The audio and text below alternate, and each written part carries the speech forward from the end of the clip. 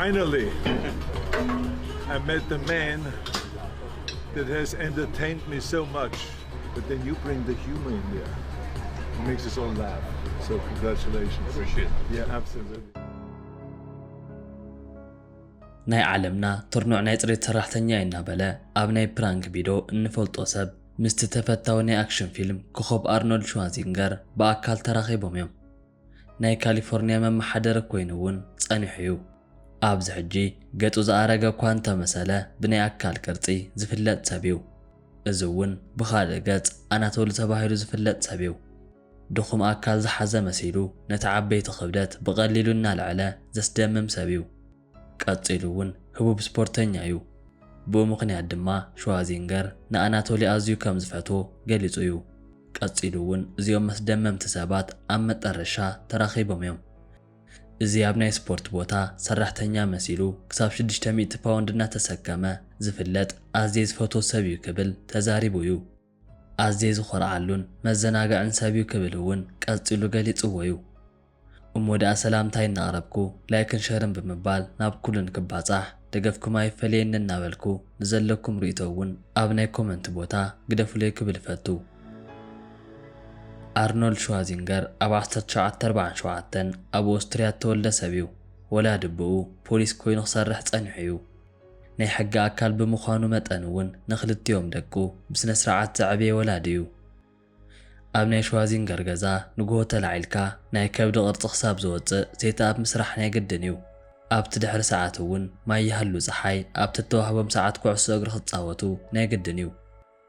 ብናይ ወላዲኡ ጸቕጢ ኣብ ስፖርት ክዓቢ ዝኸኣለ ኣርኖልድ ሸዋርዜነገር ካብ ስፖርት ምስራሕ ሓሊፉ ናብ ውድድር ክበቅዕ ዝኸኣለ ገና ወዲ 10 ዓመት እንከሎ እዩ ነይሩ።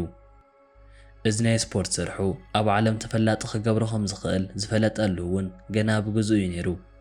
ሸዋርዜነገር ህቡብ ተዋሳኢ ናይ ምዃኑ ይኹን ናይቶም ደረስቲ ቃልቦ ንምስሓብ ስፖርት ክሰርሕ ዋላ እኳ እንተጸንሐ ኣብቲ ድሓር ግና ናይ ወታደርነት ሃገራዊ ግዴታ መጺዎ እዩ።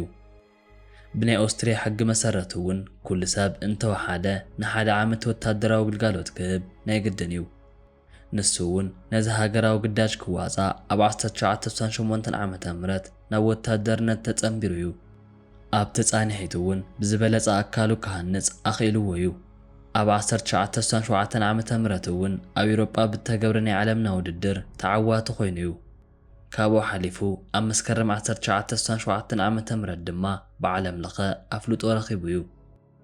ኣብቲ ሰዓት እውን ነዚ ውድድር ተዓወተ ናይ ኩሉ ግዜ ንኡስ ዕድመ ኮይኑ ተመዝጊቡ እዩ። ድሕሪ ዝዓወቱ እውን ኣብ ኣሜሪካ ዝርከብ ናይ ኣካል ብቕዓት መሰልጠኒ ጆ ዋይደር ናብቲ ቦታ መጺኡ ንኽስልጥን ዓዲምዎ እዩ።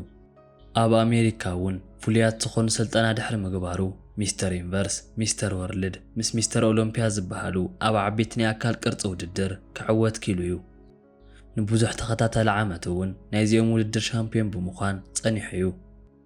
ናብ ተዋስኦ ዓለም ክኣቱ ዝኸኣለሉ እውን ድሕሪ ናይ ውድድር ዓወት እዩ ነይሩ። ብናይ ኣካል ቅርጺ ኣዝዮም እተገረሙ ናይ ሆሊውድ ደረስቲ ነዚ ሰብ ኣብ ሄርክለስ ዝብል ፊልም ንፈለማ ግዜ ክሰርሕ ገይሮምዎ እዮም። ኮይኑ ግና ስሙ ነዊሕን ንክትሓዝ ዘጸግምን ቀጺሉ እውን በቲ ናይ እንግሊዝ ቋንቋ ስንፍንኡ ኣብቲ ናይ ሆሊውድ ስራሕ ቀልጢፉ ክፍለጥ ኣይከኣለን። ብድሕሪ እዚ ግና ናብ ናይ ተዋስኦ ቤት ትምህርቲ ክኣቱ ተገዲዱ እዩ። ኣብ ከይዱ እውን ስቴይ ሃንግሪ ምስ ፓምፒንግ ኣይረን ዝብል ፊልም ብምስራሕ ተቐባልነት ረኺቡ እዩ። ናብ ዝለዓለ ደረጃ ንክበጽሕ እውን ኣብ ኣሜሪካ ዩኒቨርሲቲ ዲግሪ ሒዙ እዩ። ኣብ ኦስትሪያ እውን እንተኾነ ናይ ስፖርት ኮሜንታተር ኮይኑ ሰሪሑ እዩ። ሆሊውድ ንኽቆጻጸር ተዋስኦ ክመሃር እንከሎ ምስኡ ጎኑ እውን ነቲ ናይ ኣካል ቅርጺ ምዕሩይ ገይሩ ዝሓዘ እዚ ኣርኖልድ ሸዋርዜነገር ኣብ ኮናን ዘ ባርባርያን ዝብል ፊልም ከም ቀንዲ ተዋሳኢ ኮይኑ ብምስራሕ ኣብ ብዙሓት ሰባት ልቢ ክተርፍ ኪሉ እዩ። ቀጺሉ እውን ኣብ ፕሬዳቶር ይኹን ኮማንዶ ብምስታፍ እቲ ቀንዲ ተዋሳኢ ናብ ምዃን በቂዑ እዩ። እዚ ህቡብ ናይ ኣክሽን ተዋሳኢ እውን ኣብቲ ድሓር ናብ ናይ ኮሜዲ ፊልም ገጹ ብምግባር ትዊንስ ምስ ኪንደርጋርተን ኣብ ዝብል ፊልም ብምስታፍ ኣዝዩ ህቡብ ናብ ምዃን በቂዑ እዩ። ኣብቲ ሰዓት መራሒ ኣሜሪካ ዝነበረ ጆርጅ ቡሽ እውን ናይ ኣሜሪካ ኣካላዊ ብቕዓት ሓላፊ ብምግባር ሽሞት ሂቦም እዮም። ንሱ እውን ናብ ሓደ ግዛኣት ብምኻድ ብዛዕባ ኣካላዊ ብቕዓት ክምህር ኪሉ እዩ። ኣብ ከምኒ ተርሚኔተር ብምእታው ብሉጽ ናይ ተዋስኦ ብልጫ ክወስድ ኪሉ እዩ። ወደ ኣዘብ 77 ዕድመ ዝርከብ ሸዋዚንገር ኣብቲ መእተዊ ከም ዝሓበርክዎ ንኣናቶሉ ዘለዎ ፍቕሪ ገሊጹ እዩ። ካብ ናይ ኣካል ህንጸት ክሳብ ናይ ኣክሽን ፊልም፣ ካብ ናይ ኮሜዲ ፊልም ክሳብ ቢዝነስ ስራሕቲ ኣዝዩ ብሉጽ ዝኾነ ሸዋዚንገር ክረኽበካ ይደሊ ኢሉ ብምድላይ ንኣናቶሊ ረኺቡ ፍታዊ ገሊጹሉ እዩ። ብኡ ልክዕ እውን ኣናቶሊ ጽቡቕ መልሲ ክህቦ ኪሉ እዩ። ሰባት በታ ኣናቶሊ ዝብል ካልኣይ ስሙ ዋላ እኳ እንተፈለጥዎ እቲ ልክዕ ናይ ፋሚሊ ስሙ ቭላድሚር ሽሜድንኮ እዩ። እዚ ሰብ እውን ኣብ 1999 ኣብ ቸርካሲት ተባህለት ናይ ዩክሬን ከተማ ተወልደ ሰብ እዩ። እቲ ናይ ፈለማ ዲግሪ እውን ኣብ ኬቭ ክውድእ ኪሉ እዩ። ቭላድሚር ወዲ 14 ዓመት እንከሎ ኢንተርኔት ተጠቂሙ ናይ ኣሜሪካ ናይ ኣካል ብቕዓት ውድድር ክርኢ ስለ ዝጸንሐ ከምኣቶም ክኸውን ሕልሚ ሕዲሩ እዩ። ኣብቲ ሰዓት ግና ኣብ ዩክሬን ይነብረሉ ዝነበረ ንእሽተይ ከተማ ጂም ዝበሃል ነገር ኣይነበረን። ነዚ ምኽንያት ከይገበረ ግና ኣብ ከባቢኡ ብዝርከብ ዕንፀይትን ሓፂንን ተጠቂሙ ኣብ ገዝኡ ጂም ብምስራሕ ከምቲ ኣብ ኢንተርኔት ዝረኣዮ ኣካል ንክሕዝ ሓዲሉ ፈሊምዎ እዩ።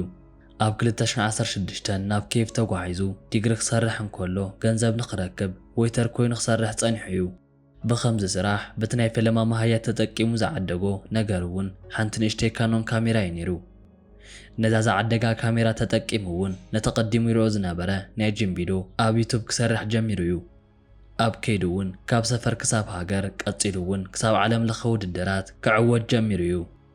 እዚ ናይ ዩቱብ ቻናል እውን ኣብ ዕቤት ነይሩ። ብኡ ምኽንያት ድማ ብዙሕ ተኸፋሊ ዶላር ምስ ኮነ መንበር ገዙ ናብ ሞስኮ ለዊጥዎ እዩ። ብፍላይ እውን ኣብ ዩቱብ ዝሰርሖ ቪድዮታት ኣዝዮም መዘናጋዕትን ኣብ መላእ ዓለም እውን ተፈታውነት ዝረኸቡ ቪድዮታት እዮም።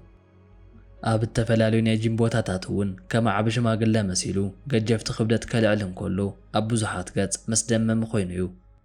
ካብዛ ንእሽተይ ዩክሬን ተላዒሉ ኣብ ዓለም ተፈላጥነት ዝረኸበ እዚ ቭላድሚር ሸሜንዲኮ እቲ ናይ ዩክሬን ሩስያ ኩናት እንትለዓል ኣዝዩ ጸጊምዎ እዩ።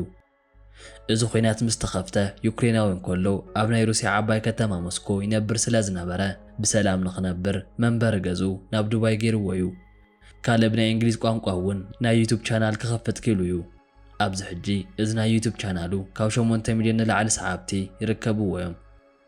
ኣብዚ ሕጂ እዚ ህቡብ ስፖርተኛ ካብ BMW ጀሚሩ መርቼደስ፣ ቹዋገን ይኹን ሬንጅ ሮቨር ብዙሓት ክባራት መካይን ይርከብዎ እዮም። እዚ ዩክሬናዊ እውን ምስ ቫልዘሪ ሽራቲካ ተባህለት ኣፍቃሪቱ ኣብ ዱባይ ክነብር ቀፂሉ እዩ። እዚኦም ክልተ ናይ ስፖርት ዓለም ሰባት ንዘጓነፎም ፈተና ጥሒሶም ኣብ ናይ ዓወት ደረጃ ክርከቡ ምኻሎም ክመሳሰሉ ገይርዎም እዩ።